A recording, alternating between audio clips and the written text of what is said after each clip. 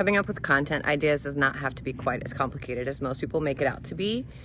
I've done a lot of consulting calls recently where I've given people some ideas of what to post on their platforms, right? If you remember my other content algorithm, you got to post consistently, minimum 3 times a week.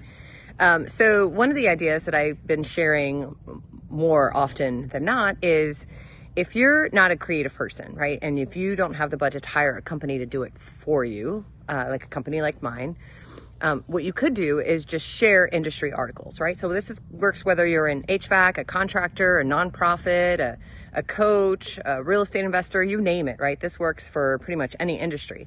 There are all sorts of news sources out there. There's all sorts of people that are putting out content, different articles. So one, you can share that article and put in your take on it, right? Like your feedback or your perspective from that article. So you could share the article links to Facebook and to LinkedIn.